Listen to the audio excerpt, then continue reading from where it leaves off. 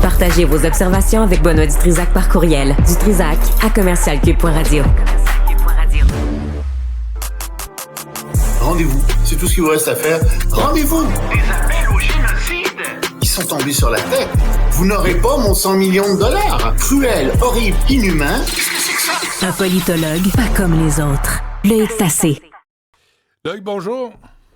Bonjour, Benoît. Moi, je suis d'accord avec Trump sur l'histoire de subvention à Harvard. Je suis d'accord avec ça. Moi. Non, je suis sérieux. Coupe la subvention. Laisse-moi t'expliquer. Occupe-toi de la sécurité de ton campus. Non. Laisse-moi t'expliquer. D'abord, Harvard a pris des mesures. Excuse-moi, là. Tu vas pas venir m'expliquer. Donne-moi ta version. Laisse-moi vous expliquer. Non. Toi et les auditeurs. Seconde, je suis là pour ça. T'es pas dans ta salle de cours, là. Mais non, c'est vrai que c'est un défaut. Mais qu'est-ce que tu veux? Regarde. Harvard, d'abord, a fait des choses que l'administration demandait. Ils ont en effet pris des mesures pour qu'il n'y ait pas de manifestants pro-Hamas, de manifestations pro-Hamas, et pour que les Juifs ne se sentent pas intimidés à Harvard même. Donc, ils ont pris déjà des mesures là-dessus. Restent évidemment les autres mesures qui sont les mesures contre le wokisme et tous les programmes d'égalité. Je suis pas tout à fait pour le wokisme comme tu le sais. Mais le problème, c'est pas ça. Le problème, c'est que Trump vient de couper pour à peu près 2 milliards de dollars de subventions à l'université, puis il pourrait monter jusqu'à 9 milliards, soit l'ensemble des subventions accumulées. Parce qu'on s'entend, le budget sur une année, c'est 6 milliards de dollars. Le budget de dépenses de l'université, c'est 6 milliards de dollars. Puis les subventions du fédéral, là-dedans, c'est 11%. Mais accumulé, là, ça fait des montants immenses. Puis là, tu parlais de peine tout à l'heure, tu sais, il y a un principe juridique qui est très simple, c'est qu'il faut que tu donnes une peine qui correspond à l'offense. Alors, en ce moment, la peine de Trump, en admettant qu'il y ait eu offense et que l'offense perdure, la peine de Trump, c'est de couper toutes les subventions à la recherche à l'université Harvard, dans tous les domaines. Ben, tu dis non, regarde, c'est parce que ça n'a pas de bon sens, là. Ce que tu vas faire, là, c'est empêcher la recherche en santé, empêcher la recherche en physique, empêcher la recherche dans tous les domaines où les États-Unis ont besoin des meilleurs pour faire face à la concurrence de la Chine. C'est ça que tu es en train de faire. Tu es en train de couper la recherche à Harvard parce que il y a eu des problèmes avec l'antisémitisme, parce que t'es pas content des politiques d'égalité de Harvard. Puis là-dessus, Harvard dit, un instant, Monsieur le Président. Ajuste tes programmes. Puis tu vas avoir ton financement. Ils l'ont fait. Puis attention, Pierre Harvard dit, un instant cependant, on a le droit d'enseigner ce qu'on veut. C'est pas vrai que Washington, c'est pas vrai que la Maison-Blanche, c'est pas vrai que Donald Trump va venir faire le cursus des cours, va nous dire ce qu'il faut enseigner dans les cours, dans chaque cours, etc., ou ce qu'il ne faut pas enseigner. Mêlez-vous de vos affaires. Nous, on est une université privée, on est une université de haut prestige où il y a des gens qui sont là, qui sont très responsables. Je suis certain qu'il n'y a pas de discrimination à Harvard. Je suis certain que les gens font de la recherche dans tous les domaines. Je suis certain qu'il n'y a pas de discrimination raciste à Harvard. Tu penses qu'il n'y en a pas? Il y en a sur l'argent. Tu penses qu'il n'y en a pas à Concordia? Moi, j'ai eu des profs... Si t'as un bon dossier, je peux t'assurer que si t'as un bon dossier, on juge sur le dossier universitaire. Jamais sur autre chose. Là, toi, t'es prof à l'université, là. Moi, j'ai eu des profs qui sont venus ici à l'émission, puis ils disaient, je me suis fait ostraciser, je me suis fait écœurer par mes collègues, je me suis fait sortir. À McGill, à Concordia. Je veux dire, tu sais, il y a des problèmes. Concordia a un problème avec les francophones, Benoît. Ils parlent aux francophones qui sont à Concordia. Ils vont tous te dire, tous les employés vont te dire, oui, il y a un problème à Concordia avec les francophones. Alors, est-ce qu'on devrait dire à Concordia, tu vas régler tes problèmes internes et après, tu vas avoir tes subventions? Est-ce qu'on ne devrait pas dire à McGill, tu vas régler des problèmes d'accès à l'université, puis après... Les subventions. Non, mais regarde, c'est ça ton levier. C'est parce que c'est pas du tout la même chose. Tu vas pas couper toutes les subventions à McGill, voyons donc. Tu vas pas couper toutes les subventions à Concordia, voyons donc. On peut discuter avec ces universités puis leur dire, je pense qu'il y a un problème, là. Vous l'avez peut-être pas vu, ou vous voulez pas le voir, mais il y a un réel problème. Mais quand ça fait 1 an et demi que ça dure et qu'il n'y a pas de mesures qui sont prises... Là, non, avec McGill, c'est nouveau. Le truc ça vient du fédéral, ça vient du gouvernement fédéral, puis les universités sont très mal prises parce que si elles font pas ce que le fédéral demande, elles perdent leurs subventions. C'est ça le problème, justement, là-dessus. Il faut pas mettre les choses à l'envers. Je pense pas qu'à l'université, les gens soient très heureux d'être obligés de dire l'orientation sexuelle des membres de leur équipe. Ils s'en foutent complètement. Les profs... Mais l'université... les profs à qui j'ai parlé, Loïc, là, c'est des profs c'est des profs qui s'étaient fait sortir, qui s'étaient fait harceler, qui poursuivaient l'université pour des raisons très claires. J'ai un prof là, qui n'a pas eu la job comme directeur musical, Jonathan Dagenet. Oui, je sais, je connais le cas. Puis là, tu dis, c'est clair que ça ressemble à de la discrimination drôlement. Hein? Alors, qu'est-ce qu'on fait? Puis c'est de la discrimination qui vient du fait que le gouvernement fédéral de Justin Trudeau a imposé des normes qui font en sorte que si jamais McGill, les autres universités font pas ça, elles vont perdre leurs subventions. C'est ça qui est en train de se produire. Ça vient pas des universités, ça vient du gouvernement fédéral.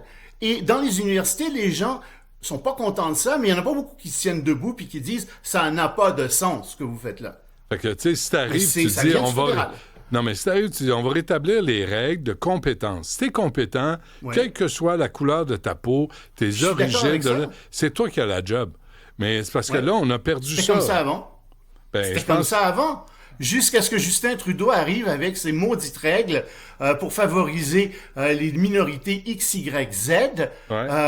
Alors, avant la compétence, ça vient pas des universités. Ma question pour toi, c'est pas comme ça aussi à Harvard?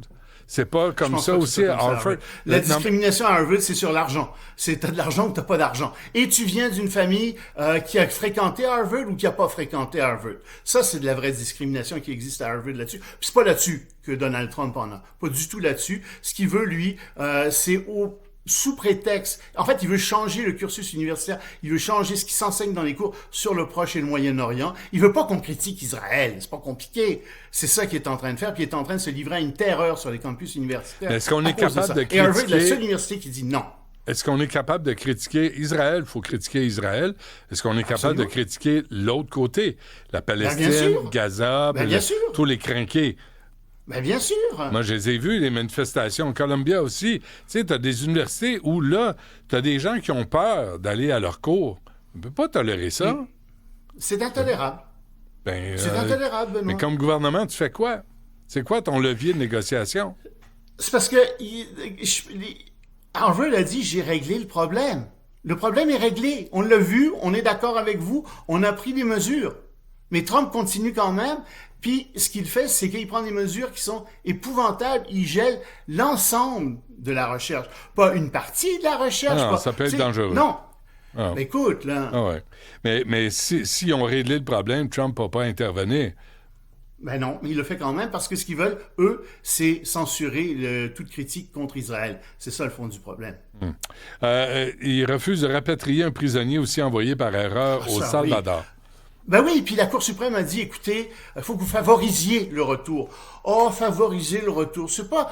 On n'est pas obligé de le faire, hein, non, donc on le fera pas. Écoute, il a été envoyé par erreur au Salvador, parmi les prisons les plus horribles du monde, et non, on ne le fait pas revenir. Il y a beaucoup de gens qui disent, attention, là, Trump va plus loin que ça. Il a dit aussi qu'il trouvait que c'était un bon système, et il aimerait envoyer aussi d'autres criminels de droit commun. Alors, autant je trouve que les peines bonbons sont ridicules comme toi, les peines Netflix n'ont pas à avoir lieu, autant il me semble qu'il y a des peines pour lesquelles on ne devrait pas envoyer des gens en prison au Salvador, où il y a 300 personnes par cachot, où il y a 2 toilettes pour 300 personnes, où il n'y a pas de lit pour tout le monde, où les lumières restent allumées 24 heures sur 24. Tu sais, c'est de la torture, ça, fondamentalement. Ouais, c'est un effet dissuasif. Je comprends qu'au Salvador, il les fait. Ouais. Au Salvador, ils l'ont fait parce qu'ils étaient dans une situation exceptionnelle. Il y avait des gangs de rue qui étaient épouvantables et ça a ôté le problème. Moi, je veux bien qu'à situation exceptionnelle, on applique des solutions exceptionnelles, mais pas longtemps. Puis ça, c'est une autre question. Mais tu vas pas envoyer tout le monde dans des prisons salvadoriennes. C'est une perte de droits pour les Américains, énormément. OK, dernière nouvelle. J'ai le ministre qui attend en ligne. Loïc, tu veux faire l'Iran ou la Chine? C'est bien qu'il va me laisser du temps. Vas-y. Sur la Chine? Iran? Ben, vas-y. En Iran. Ça, c'est une belle petite nouvelle en Iran. Tu sais, il y a eu des grandes manifestations en 2022 et des gens sont descendus dans la rue pour protester contre le régime. Alors, bien entendu, ils ont été arrêtés, beaucoup ont été arrêtés, ils sont retrouvés dans les tribunaux.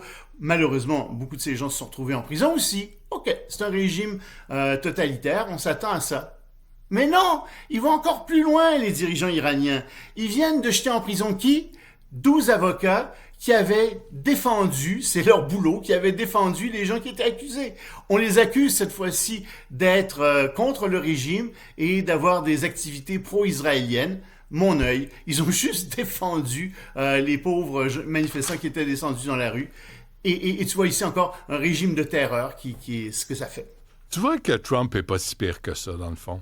Attends la suite du temps. Si tu m'avais laissé 2 minutes de plus, je t'expliquais comment il était tellement sur la voie du régime autoritaire. J'y reviendrai demain parce qu'il a fait d'autres choses aussi qui sont assez terribles. Notamment avec le réseau des médias. Là, il veut faire fermer un média parce qu'il y a eu un reportage de 60 minutes sur l'Ukraine et qui a été diffusé.